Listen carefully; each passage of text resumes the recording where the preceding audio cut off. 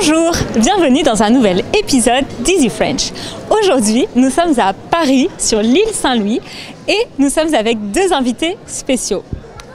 Gina et Josh, qui sont venus nous parler de leur expérience en France. On y va ?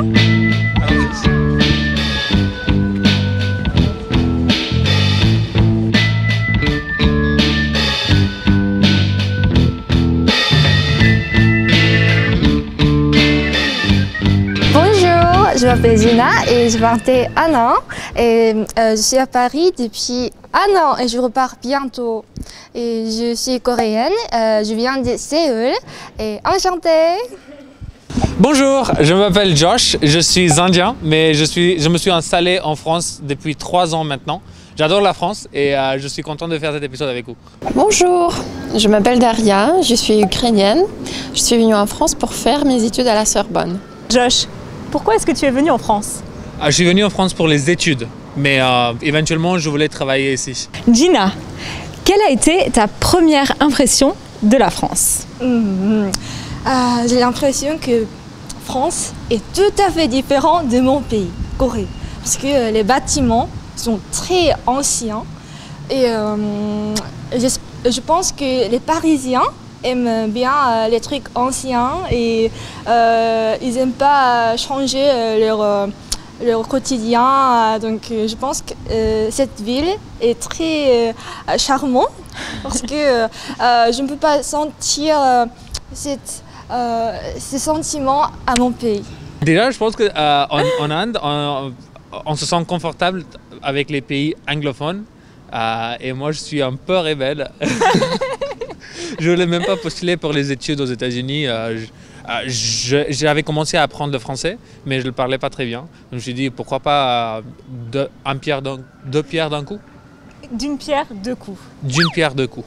Donc, étudier en France la langue aussi et travailler aussi. Quelle a été ta première impression de la France quand tu es arrivé au début ? Quand je suis arrivé, j'avais une impression quand je suis arrivé déjà, parce que quand j'étais petit, mon grand-père m'a raconté des trucs sur la France. Lui, il est un geek sur les lettres, Les lettres, ouais. Les lettres. Il a beaucoup étudié la littérature anglaise et française, donc il me racontait beaucoup de choses. Donc j'ai déjà eu une petite impression stéréotypique français. Mais quand je suis venu, ce qui m'a marqué le plus, c'était que les voitures s'arrêtent au passage piéton. Parce que j'ai jamais eu ça en Inde. tu mets ton pied et la terre elle est à toi. Toutes les voitures s'arrêtent et vas-y mon homme, c'est à toi. Ça j'ai jamais eu cette expérience en Inde. Et qu'est-ce que tu aimes particulièrement en France ? En France, c'est un endroit. C'est au bord de la Seine. J'adore la Seine. J'aime bien me balader au bord de la Seine parce que toujours, n'importe quand, il est très beau et il y a toujours des Parisiens qui boivent au bord de la Seine et je trouve que c'est très romantique. Un peu de tout, hein. La bouffe française. Déjà, c'est la langue. J'adore cette langue. Je voulais l'apprendre et maintenant que je le parle, je l'apprécie un peu mieux qu'avant. Donc c'est la langue et aussi la nourriture française. Quoi par exemple dans la nourriture française ? J'adore le fromage. Je pense qu'il y a une telle variété que tu peux apercevoir pas dans les autres pays. Déjà pas en Inde. On a les épices, on est très fort avec les légumes, mais quand on n'a pas de fromage chez nous. Donc déjà le fromage en France, et vous cuisinez avec le vin, c'est pas un truc qu'on fait chez nous. Et moi qui adore la viande, en Inde on mange plus végétarien et en France on mange plus la viande et j'adore ça. Je crois qu'on va échanger en fait, moi je vais aller en Inde parce que je déteste la viande, je déteste le fromage, j'adore les légumes. T'es française toi ? Ouais. Apparemment. Qu'est-ce que tu n'aimes pas beaucoup ? Il y a bien des choses que tu n'aimes pas trop. Il y en a beaucoup.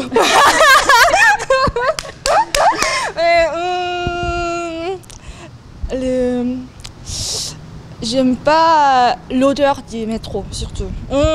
Il y a de l'odeur de pipi partout. Mais je me suis habituée maintenant. Mais avant, c'était trop horrible. C'est pas comme ça en Corée, par exemple, dans les transports ? Corée, c'est interdit de faire pipi. Qu'est-ce qui te manque de l'Inde? Même si tu as décidé de rester ici, il y a peut-être des choses qui te manquent quand même. Ouais, mes amis et mes parents, ça, je pense que c'est le premier truc. Et c'est pour ça que le Covid ne m'a pas aussi impacté, parce que ça fait 3 ans que je m'entraîne d'être loin et parler avec par un écran. Ouais. Donc je me suis entraîné pour ça, j'étais pas dur le Covid. Mais la nourriture indienne aussi, même s'il y a des restos en France, j'ai l'impression qu'ils sont francisés. Ils ont pas ce petit goût authentique, c'est pas aussi piquant que chez nous et c'est pas aussi bon que chez nous, la bouffe indienne. Absolument, la nourriture coréenne. Même s'il y a des restos coréens très bons, mais le goût est pas le même. Ouais. Et surtout, la cuisine de ma mère me manque beaucoup. Qu'est-ce que tu aimes le plus dans la langue française? J'aime la précision, la clarté et la rigueur. C'est le ou la rigueur? C'est la rigueur. La rigueur, ouais. D'accord. Josh, qu'est-ce qui te plaît dans la langue française? Je pense que c'est une langue qui va pas directement au bout, c'est pas carré. Je pense que ça traîne un peu, il faut développer. Tu vas toujours entendre un mec français qui va dire vas-y développe un peu, t'as bien conclu mais vas-y développe un peu, tu vois. Mais je pense qu'en anglais ou dans nos langues aussi, je pense qu'on va directement au bout pour dire exactement ce qu'on pense. Mais ici, dans la langue française, je pense qu'on développe bien et j'aime bien ça. Okay. Et les images aussi, ça aide beaucoup, les expressions imagées, tu vois. T'as un exemple d'expression imagée qui t'a marqué quand t'es arrivé en France? Oui, il y a quelques-unes quand même. Hein. Par exemple, si tu veux dire que quelqu'un est triste ou malade, tu dis pas tu es malade, tu dis tu as l'air malade. C'est pas toi, hein, c'est l'air autour de toi. Mais je me demande juste pour l'air autour. Toi ça va nickel. Tu vois. Peut-être on se rend pas compte, mais moi je me dis pourquoi l'air en fait? Tu es malade, non? Mais non, tu as l'air malade. Okay. Poser un lapin par exemple, ça va rien dire avec un lapin. J'ai cherché un peu sur l'internet aussi, mais tout le monde est au courant. Poser un lapin, ça veut dire qu'il n'est pas venu au rendez-vous. Il n'était pas là. Mais tout le monde est d'accord, tout le monde est content, mais on ne se pose pas peut-être la question. Pourquoi poser un lapin? Aucune idée. Aucune idée. Peut-être qu'il y a un truc dans la ferme où quelqu'un a posé un lapin parce qu'il n'était pas là. Il devait payer en lapin.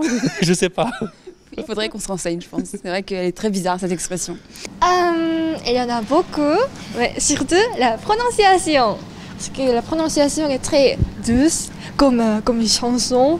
Donc j'adore parler le français, parce que le coréen, aussi beau, aussi très jolie langue, mais la prononciation est un peu comme par exemple, bonjour, c'est comme bonjour, très douce, mais en Corée, 안녕하세요, tout ça fait différent. Oui, tu vois, différent, oui. Donc je préfère la prononciation mignon. Et c'était pas trop difficile à apprendre la prononciation française? Trop difficile parce que il y a une prononciation R. Oui, oui, j'ai vu cette vidéo de R. Oui, Easy France. Oui, c'était un peu dur à apprendre ces différentes accents, mais maintenant je me suis habituée et je peux parler bien R. Oui, c'est vrai que j'ai remarqué que tu disais très bien le R. Et est-ce qu'il y a des choses que tu as trouvées difficiles quand tu as appris le français? Ah oui, il y a beaucoup de choses qui sont difficiles à la langue française. Je pense que déjà au niveau prononciation, parce que déjà on ne prononce pas le mot entier, donc avec les noms propres. Entier d'ailleurs, on ne prononce pas le mot entier, on ne prononce pas le R de entier. Ok, entier. J'ai dit, je l'ai prononcé le R, excuse-moi. On ne prononce pas le mot entier. Et avec les noms propres, par exemple, j'habite à quelque chose et j'ai jamais su c'est quoi ce quelque chose parce que c'est toujours un truc que j'ai jamais entendu. Je vais mettre sur la carte, il y a 2 L et un Y après parce que je l'ai pas entendu en fait. Donc c'était ça qui était un peu difficile. Les lettres muettes. Ouais. Okay. En français, il y a beaucoup d'expressions idiomatiques, donc c'est très intéressant. Et surtout sur l'amour, il y a beaucoup d'expressions romantiques. Oui, donc... Oui. Quelle est ton expression préférée? Alors, est-ce qu'il y en a une que tu aimes bien utiliser? Que tu trouves un peu marrante? Marrante? Je me souviens qu'il y avait une phrase. Sans toi, le monde est noir. Comme ça. Oui. Donc c'était plutôt parce que tu trouvais que c'était joli? Oui, très joli, oui. Et je vais utiliser ça à mon petit ami. Oh, c'est mignon. Le futur peut-être. C'est bien, tu as déjà la phrase. Oui, je suis prête. Et qu'est-ce qui t'a aidé à apprendre le français? Est-ce qu'il y a des choses qui t'ont particulièrement aidé? Même avant que je vous ai connu, j'ai regardé vos vidéos quand j'étais en Inde. Pas juste vous, il y avait des autres vidéos sur YouTube aussi. Donc j'ai Quora et j'ai répondu dans Quora plusieurs fois à Easy French, même il y a 3 ans avant. C'est quoi Quora? Quora, c'est un site où des gens posent des questions et des autres qui répondent. Donc Quora, c'est bien. Et là aussi, je pose des questions sur la langue française. Après, je pense que c'est intéressant d'écouter la langue authentique, comme sur Easy French. Je pense que c'est bien authentique. Et la musique française ou les films français. Et de faire des amis qui sont francophones, ça aide. T'écoutes quoi comme musique française? Je suis un grand fan des années 60-70. J'aime bien tous les classiques français. J'ai une playlist avec 80 chansons. Tout ce qui est Michel Thor, Joe Dassin, Claude François. Tout ça, Christophe, j'adore toutes ces chansons. T'écoutes pas de rap? Le rap anglais et maintenant indien aussi, on a du rap indien, j'adore. Mais le rap français, c'est vrai, peut-être Stromae, limite, mais pas MHD, mais pas trop rap français, non. Est-ce que tu aurais un conseil à donner à quelqu'un qui aimerait venir étudier en France comme toi? Il faut augmenter la possibilité d'être admis s'il s'agit des universités, s'il s'agit d'aller faire les études en France. Pour augmenter la chance, il faut avoir beaucoup de tentatives. Moi, j'ai eu beaucoup de tentatives avant d'être admis. Et ça serait mon conseil, d'essayer d'augmenter au plus la chance d'être admis. Donc de postuler à beaucoup d'universités par exemple, pas seulement à une ou deux? Oui, c'est ça. Est-ce que tu aurais des conseils à donner à des personnes qui voudraient venir en France ou apprendre le français? Oui. Pour venir en France, je pense que la meilleure façon, c'est avec les études ou avec l'avion? Avec l'avion, non, avec les études, c'est facile. Après, si vous pouvez avec votre travail, c'est génial. Mais pour apprendre la langue, il y a deux côtés. Il y a la production et il y a la consommation. Donc, il faut bien consommer le contenu authentique qui est utilisé au quotidien, comme Easy French d'ailleurs. Et il faut bien aussi construire les phrases à l'oral et à l'écrit et tout. Donc, pour ça, il faut les amis francophones. Faites-vous des amis? Je vous conseille à faire des amis français et aussi aller faire du shopping dans le marais, dans les boutiques de fringues pour communiquer avec des gens. Et si tu fais ça, si vous faites ça, vous pourriez apprendre des expressions idiomatiques aussi. Et peut-être vous pouvez rencontrer une nouvelle amie aussi. T'as déjà réussi à te faire des amis dans une boutique? Bien sûr, oui. C'était à Châtelet. Il y avait un magasin de parfums et j'ai demandé beaucoup de choses à un vendeur et il m'a dit beaucoup de choses et beaucoup de trucs sur la France, sur la culture française et on est devenus proches. C'est dingue. Oui, c'est dingue. Et aussi, j'ai eu une expérience exceptionnelle. Dans le TGV, j'ai été dans le TGV pour aller à l'Allemagne et j'étais tout seul et la personne qui assoit à côté de moi, j'ai devenu une amie. Et oui, et j'ai rencontré à Paris encore. Oui.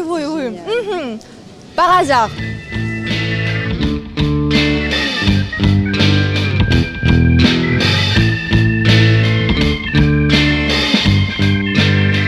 Voilà les copains, merci beaucoup d'avoir regardé cet épisode. On espère qu'il vous a plu et que les expériences de Josh et Gina vous auront inspiré. N'hésitez pas vous aussi à nous écrire en commentaire quelle est votre expérience avec la langue française ou peut-être même avec la France. On a hâte de vous lire et d'en discuter avec vous.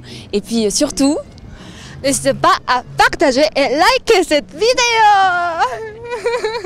À bientôt les copains.